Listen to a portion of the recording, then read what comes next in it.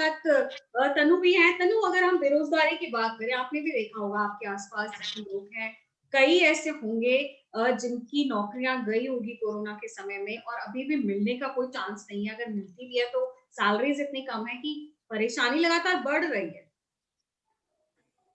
नहीं गीता जी, आपने बिल्कुल ठीक बोला। एक तो पहले ही हमारे इंडिया में बहुत ही कम रोजगार थे।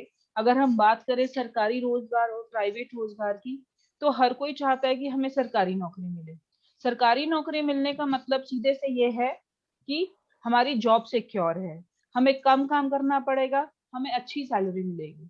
जी। इसलिए जो हमारा यूथ है आजकल वो सरकारी जॉब की तरफ जा रहा है, गवर्नमेंट जॉब्स की तरफ जा रहा है, क्योंकि मेन उनका जो पर्पस है वो यही है कि हमें कम काम करके अच्छी सैलरी मिलेगी, साथ में और अच्छे पर्क्स मिलेंगे, क्योंकि सरकारी नौकरी के साथ हमें रहने के लिए घर, बिजली, पानी, सब चीजें, सब सुविधा उपलब्ध है।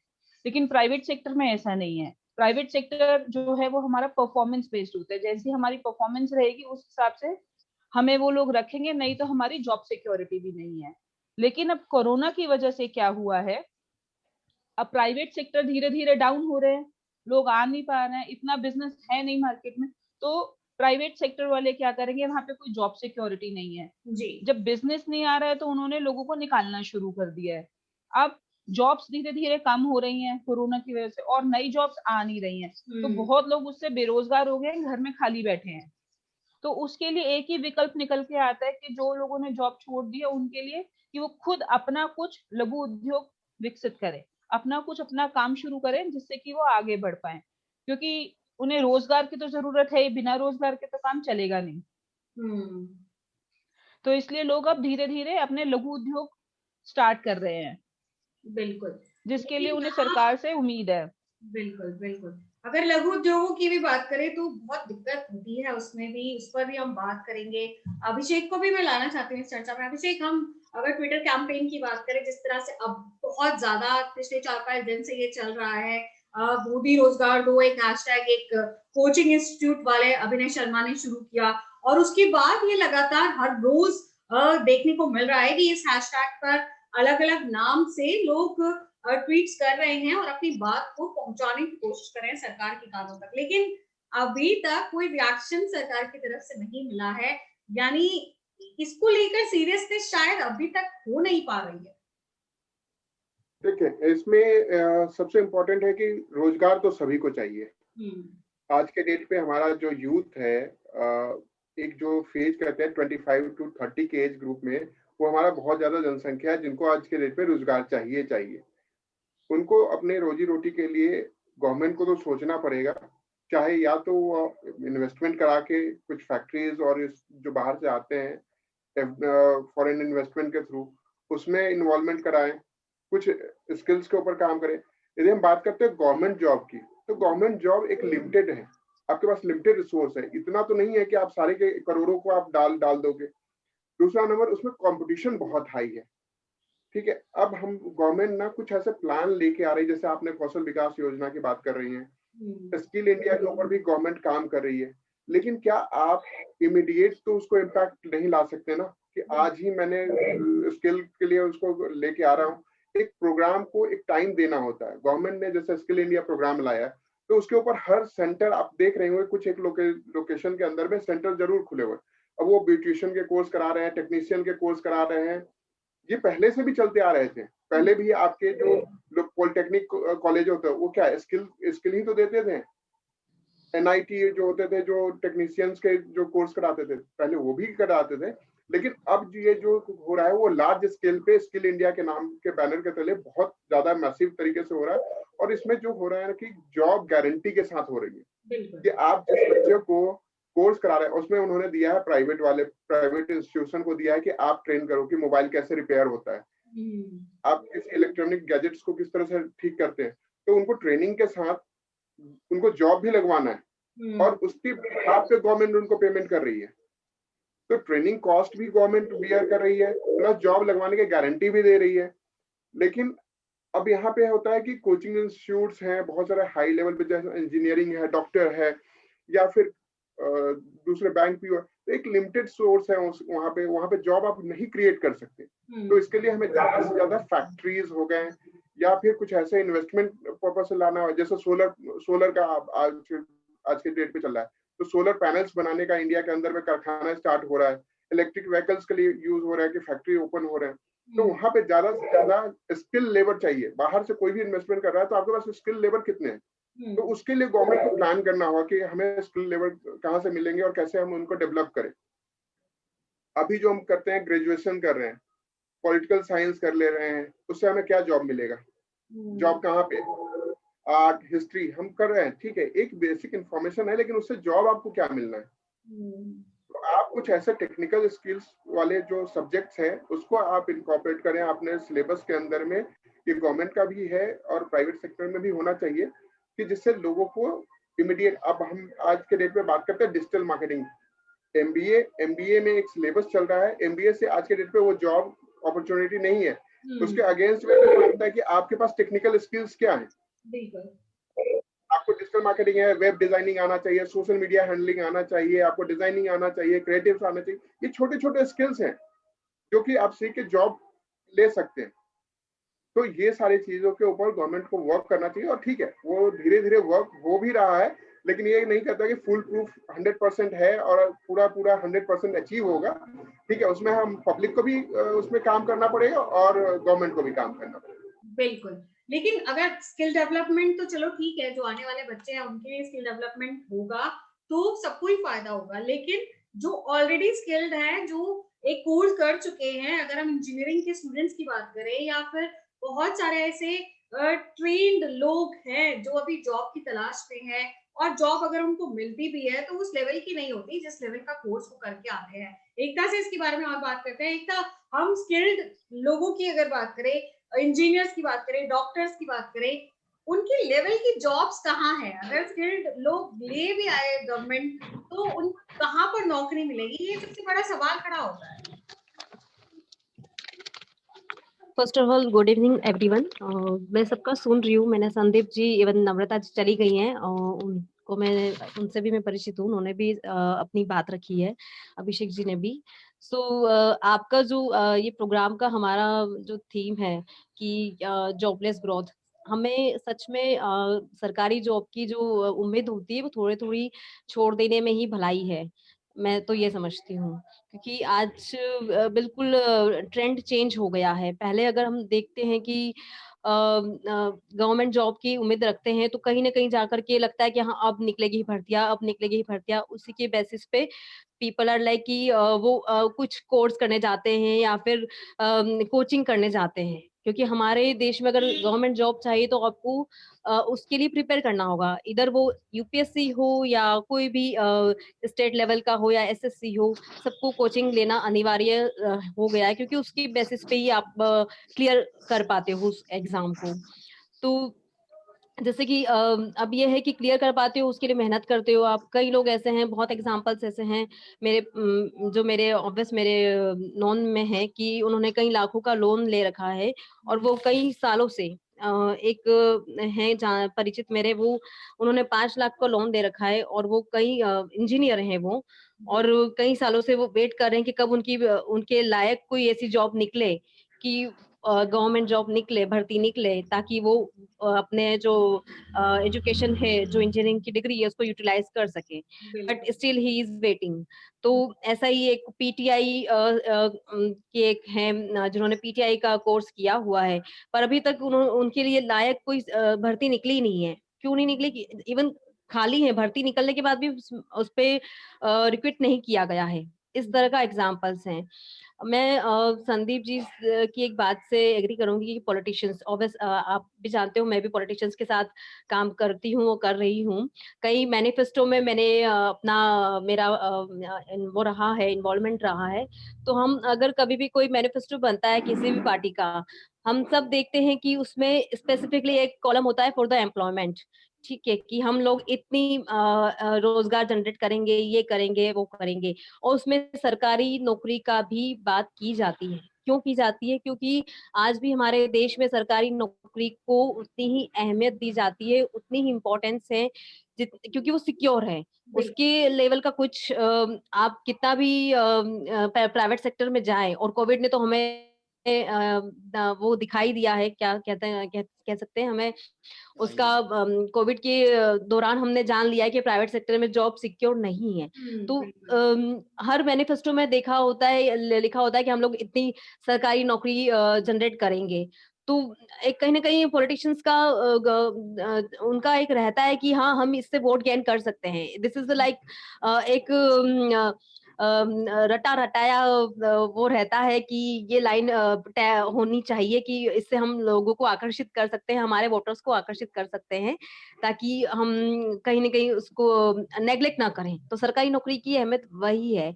लेकिन इन द मीन टाइम मैं ये भी कहूंगी कि लाइक डेवलप कंट्रीज की अगर हम बात करें या फिर आत्मनिर्भर की हम बात करें, आत्मनिर्भर होना, भारत योजना जो आत्मनिर्भर योजना है भारत जो सरकार लेके आई है, वो कहीं ना कहीं बेनिफिशियल है। और क्योंकि अब भारत इतना बड़ा देश है कि हर एक को सरकारी नौकरी दे पाना तो किसी भी गवर्नमेंट के हाथ में है ही नहीं। तो उन्हें अपने यूथ को स्किल करना पड़ेगा, और यूथ को भी कहीं ना कहीं समझना पड़ेगा कि सरकारी नौकरी के भरोसे अगर हम रहे तो शायद हम मेहनत करते रह जाएंगे, हमारी स्किल का कहीं वो ना हो जाए, हम डीमोटिवेट ना हो जाएं। तो उसके लिए उन्हें अपडेट भी रहना पड़ेगा, अपग्रेड भी रहना पड़ेगा, और अपने लिए कुछ अलग रास्ता निकालना पड़ेगा, जो कि आत्मनिर्भर भारत की योजना के तहत निकल सकता है। और अभी recently for an example Uttarakhand में जैसे कि बजट आया, उसके बाद ही आत्मनिर्भर भारत की के दौरान ईपीएफ के अंतर्गत वहां के लोगों को कुछ लाभान्वित हुए भी हैं, मुझे एग्जैक्टली पता नहीं है, लेकिन उसके थ्रू हुए हैं। तो सरकार कर रही है और करती भी आई है, लेकिन हम सिर्फ सरकारी नौकरी के भरोसे नहीं बैठ सकते हैं, मैं तो यही कहूंगी। बिल्कुल। सोनिका भी हमारे साथ। सोनिका, हम अगर सरकारी नौकरी की बात करें, हम अगर मीडिया की बात करें, आप और मैं इस फील्ड से हैं, हम तो उम्मीद भी नहीं कर सकते कि कभी सरकारी नौकरी मिलेगी, क्योंकि किसी जमाने में डीडी में या लोकसभा चैनल जो है प्रसार भारती है, वहां पर जॉब्स परमानेंट निकाली जाती थी, लेकिन बहुत लंबे समय से वहां पे भी एडहॉक या कॉन्ट्रैक्ट बेस पर ही रखा जा रहा है, और बाकी जो चैनल्स हैं वो सारे ही प्राइवेट ही हैं। वहां पर कब नौकरी मिलेगी, कब चली जाएगी, कुछ गारंटी नहीं है किसी भी चीज की। हाँ, पहले तो सभी पैनल में जितने हैं उन सभी को वेलकम। बहुत अच्छा टॉपिक है। और रही बात हमारे मीडिया सेक्टर की नौकरियों की, तो यहाँ बहुत अनसर्टेनिटी है। पिछले जहां तक रही सरकारी नौकरी की बात, तो सरकारी नौकरी पहले तो कब आती हैं, किनके लिए आती हैं, किन्हें रखा जाता है, वो ही नहीं पता चलता है। मतलब प्रोसेस कब कंप्लीट हो जाता है उसकी जानकारी भी बहुत अच्छे से हम तक नहीं पहुंच पाती है। दूसरी बात, अब कॉन्ट्रैक्ट बेसिस पे यहाँ पर काम होने लगा है, और पहले तो कभी 1 साल के लिए हुआ भी करता था, अब तो सिर्फ 3-3 महीने के कॉन्ट्रैक्ट्स होते हैं। तो उसमें भी ये है कि अगर आप उन 3 महीनों में आप कितना काम कर पाते हैं, कितना नए संस्थान में जम पाते हैं, उस पर भी डिपेंड करता है कि आपको आगे वो एक्सटेंड करेंगे कि नहीं। रही बात पिछले हम कुछ सालों की बात करें, 5, 6, 7, 8 सालों की बात करें, तो कितनी ही चैनल आए हैं, कितनी ही चैनल चले गए हैं। चैनल्स आते हैं अच्छे फाइनेंशियल बैकअप के साथ आते हैं, बहुत सारा स्टाफ क्रिएट किया जाता है, अच्छी सैलरी पे लोग अपनी जमी जमाई जॉब छोड़कर भी आते हैं, लेकिन सस्टेनेबिलिटी बहुत कम होने की वजह से चैनल डूम कर जाते हैं, और उसके बाद में 200-250 लोग सीधे एक तरीके से बेरोजगार हो जाते हैं। अब जो आदमी एक जगह पे 50,000 में काम कर रहा था या 25,000 में काम कर रहा था, तो वो उसके लिए जॉब आगे जहां वो जाएगा, वो क्या उतनी ही सैलरी में उसको वहां नौकरी मिल पाएगी, या क्योंकि मजबूरी है तो उसको अपना घर चलाना है, उसको कम पर भी वहां जाना पड़ेगा। तो एक तो मेंटल सेटिस्फैक्शन आपको नहीं मिल पाता है उस तरीके से, और सस्टेनेबिलिटी फिर भी नहीं है नई नौकरी में भी। तो मीडिया सेक्टर में तो जॉब्स के बहुत इश्यूज हैं, और अब भी बहुत कम पे किया जाता है। जो नए नए बच्चे आते हैं अभी भी 10,000, 12,000, या ये तो शायद कुछ अच्छे चैनल हैं जहां 12-13 हजार की पेमेंट पे आपको लिया जाता होगा पहला जो फ्रेशर आदमी है। अदरवाइज 8,000, 9,000 में बच्चे बाहर से आते हैं, और मतलब मीडिया का एक अट्रैक्टिव प्रोफेशन माना जाता है, लेकिन 7-8 हजार में जब कोई प्रोफेशन अपना शुरू करता है तो उसके लिए बहुत सारी चीजें चैलेंजिंग हो जाती हैं, सरवाइव करना। इंक्रीमेंट्स के बहुत इशू हैं मीडिया सेक्टर में, उस तरीके से इंक्रीमेंट नहीं होते हैं, और एम्प्लॉयज पे फोर्स बहुत ज्यादा बनाया जाता है। तो मीडिया सेक्टर में तो बहुत ज्यादा ही मुश्किलें हैं। लेकिन हम जैसे आत्मनिर्भर भारत की बात कर रहे हैं, स्टार्टअप्स की बात कर रहे हैं, गवर्नमेंट कह रही है आप स्टार्टअप्स करें, एंटरप्रेन्योरशिप करें, तो क्या हर कोई एंटरप्रेन्योर माइंड का है? क्या हर कोई रिस्क टेकर है? क्योंकि आप जब अपना बिजनेस ओन करते हैं तो आपके अंदर उतना गट्स होना चाहिए, और मुझे नहीं लगता हमारे एजुकेशन सिस्टम में अभी हम बच्चों को उसके लिए तैयार कर पा रहे हैं। क्योंकि अगर आप अभी 27, 28, 26 साल के लोगों को आप स्टार्टअप के लिए रेडी कर रहे हैं, तो वो एक सेट एजुकेशन पैटर्न से आए हैं, जहां पर हम नौकरी के लिए तैयार हुए हैं, ना कि हम बिजनेस चलाने के लिए तैयार हुए हैं। बिजनेस माइंडेड लोग से वही होते हैं जो बिजनेस फैमिलीज में पले बड़े हैं, और मैक्सिमम लोग ऐसे नहीं हैं। हम लोग जॉब बैकग्राउंड से आते हैं, सर्विस बैकग्राउंड के लोग हैं, तो वो माइंड सेटअप ही नहीं है कि हम किसी स्टार्टअप के लिए खुद को तैयार कर सकें। इतना रिस्क टेकिंग हमारे अंदर है नहीं। तो गवर्नमेंट कर तो रही है, स्किल्स भी प्रोवाइड करा रही है कि आप कीजिए, लेकिन उसके लिए भी दिमाग तैयार नहीं है, और ये सब कुछ हमें हमारे एजुकेशन लेवल से करना होगा। तो इसमें टाइम लगेगा, वक्त लगेगा इसमें। बिल्कुल, एजुकेशन लेवल पर तैयारी करनी होगी, और जो राजनीतिक तौर पर तैयारी है वो भी बेहद जरूरी है।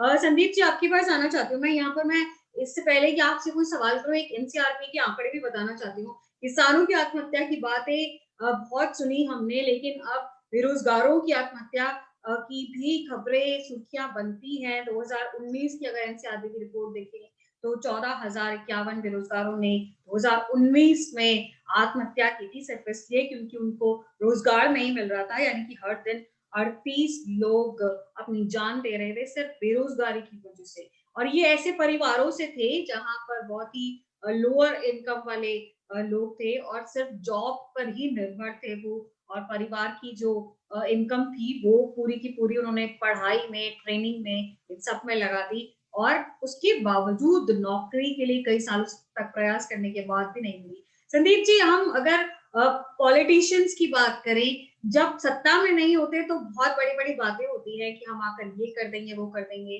लेकिन सत्ता में आते ही सारे इश्यूज सिमट कर रह जाते हैं बहुत थोड़ी चीजों पर, जहां उन्हें लगता है कि यहाँ नोट और वोट दोनों मिलेंगे, बस वही फोकस रहता है। क्या सरकारों को ये चिंता नहीं होती कि उनकी जो इमेज है, जो हिस्ट्री में लिखा जाएगा, वो इस बात पर भी निर्भर करेगा कि उनकी कार्यकाल में क्या-क्या चीजें हुई, और ये आंकड़े शायद कोई भी सरकार अपने खाते में लेने को तैयार नहीं होगी। देखिए गीता जी, आप मीडिया से आती हैं, सबसे पहले तो मैं आपको एक बहुत चौंकाने वाली बात बता देता हूँ। जो पॉलिटिशियन है उनकी सरकार कभी भी नहीं जाती है। आपको मैं एक एग्जांपल से समझा देता हूँ। अनुराधा जी हैं जो न्यूज 24 को रन करती हैं, चलाती हैं। राजीव शुक्ला जी उनके हस्बैंड हैं जो कांग्रेस के बहुत बड़े लीडर हैं। उनके जो भाई हैं वो रविशंकर प्रसाद हैं। अब आप समझ सकते हैं, या तो रविशंकर जी की सरकार रहेगी या राजीव शुक्ला जी की सरकार रहेगी। तो पॉलिटिशियन के किसी का जीजा, किसी का भाई, या तो वसुंधरा राजे जी की सरकार रहेगी, या उनकी बहन की सरकार रहेगी, या भाई की, भतीजे की। तो ये लोग तो हमेशा ही सरकार में है। ये तो आम जो जनता है, हमारे और आपके जैसे जो लोग हैं करने खाने वाले, उनको लगता है कि भाई इसकी सरकार चली गई और उसकी सरकार आ गई। अच्छा, इसके बाद जो आज हम बात कर रहे हैं स्किल्ड की, मैं उस पर आता हूँ।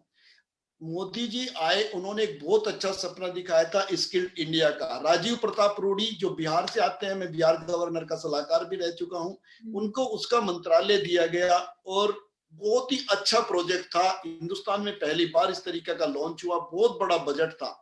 लेकिन ताज्जुब इस बात का होता है कि जो हमारे हिंदुस्तानी भाई बहन है, उन्हें स्किल्ड होने से ज्यादा चिंता इस बात की थी कि किस ट्रेड में पैसा ज्यादा मिल रहा है। 10,000 रुपए महीना किस ट्रेड में मिल रहा है, 8,000 रुपए किस में मिल रहा है, 15,000।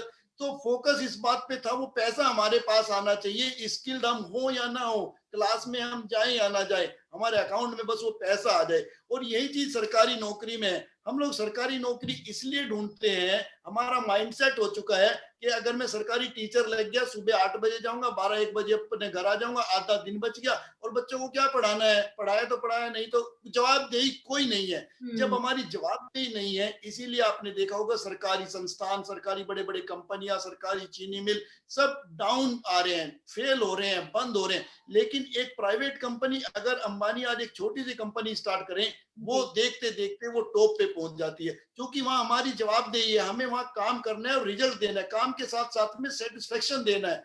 तो सरकारी जॉब में ये रहता है कि बस एक बार लग गए, पुलिस में एक बार भर्ती होगा, भर्ती होने से पहले लड़का भाग दौड़ पूरी कोशिश करेगा, लेकिन आप 6 महीने बाद देखोगे उसका पेट निकल जाएगा, वो 100 मीटर नहीं दौड़ सकता, क्योंकि उसकी जो जवाबदेही थी, जहां तक उसको मेहनत करनी थी वो कर चुका, अब उसको जरूरत नहीं है। तो ये चीजें हैं, हमें ईमानदारी से अगर हम काम करेंगे, देश के लिए समर्पण भाव से काम करेंगे, तो मुझे लगता है प्राइवेट नौकरी हो या सरकारी नौकरी है, वो बराबर है, काम काम है। और इस चीज से भी इनकार नहीं किया जा सकता गीता जी, जो ये कोरोना पीरियड आया है, इसको आप ये कह लीजिए ये एक अभिशाप है पूरी दुनिया के लिए। इसमें बहुत बुरी हालत है, लोगों की नौकरियां गई। कई मेरे मीडिया के साथियों ने, जिनसे आज बात हुई है, कल फिर बात नहीं हो पाई, उन्होंने सुसाइड तक कर ली, कई लोगों ने ऐसा किया है। कई लोग दिल्ली एनसीआर छोड़कर अपने गाँव में चले गए, कई लोग फल बेच रहे हैं, कई लोग सब्जियां बेच रहे हैं। मतलब मैंने इससे बुरा पीरियड लाइफ में देखा नहीं, और इसके लिए केवल सरकार को जिम्मेदार नहीं ठहराया जा सकता, हमारा ताना बाना इस तरीके का है। और स्किल्ड होने के लिए मैं आपको बता दूं, जिस तरीके से मैं एग्रीकल्चर फार्मिंग फैमिली से आता हूं, तो मुझे अपने बच्चों को पेरेंट्स से अच्छा कोई टीचर, कोई कोच, कोई ट्रेनर हो नहीं सकता। अगर आप मीडिया से आती हैं, आप अपने बच्चों को मीडिया पढ़ाई के साथ साथ मीडिया के हिसाब से तैयार कर सकती हैं। अभिषेक जी मार्केटिंग फील्ड से आते हैं, अपने बच्चों को पढ़ाई के साथ साथ मार्केटिंग के हिसाब से तैयार कर सकते हैं। मैं अपने बच्चों को पॉलिटिकल ट्रेनिंग दे सकता हूँ पढ़ाई के साथ साथ। तो माँ बाप को भी ये ध्यान रखना पड़ेगा, जो IT सेक्टर से आते हैं, जो टेलीकॉम सेक्टर से आते हैं, कि हम अपने बच्चों को उस तरफ तो कम से कम रखें।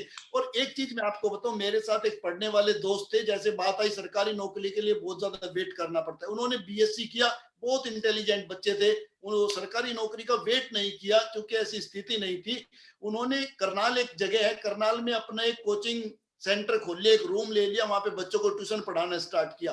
इत्तेफाक से साल भर बाद उनकी शादी हो गई। उनकी जो मैडम आई वो भी MSc फिजिक्स थी, दोनों ने ट्यूशन पढ़ाना शुरू किया। आज के टाइम में करनाल के अंदर उनसे बड़ा कोई टीचर नहीं है, उनके पास इतने बैच चलते हैं, आज की तारीख में वो अरबपति है। और केवल पिछले 10 साल का ये टाइम होगा, उन्होंने ना कहीं फैक्ट्री लगाई ना कुछ, और खाली आते एक पेन लेके बैठना होता है, कोई इन्वेस्टमेंट भी नहीं है।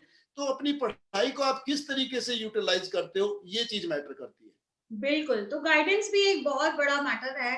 अगर हम स्किल्ड हैं भी, तो सही गाइडेंस मिल पा रही है या नहीं, उसको सही दिशा में ले जाने के लिए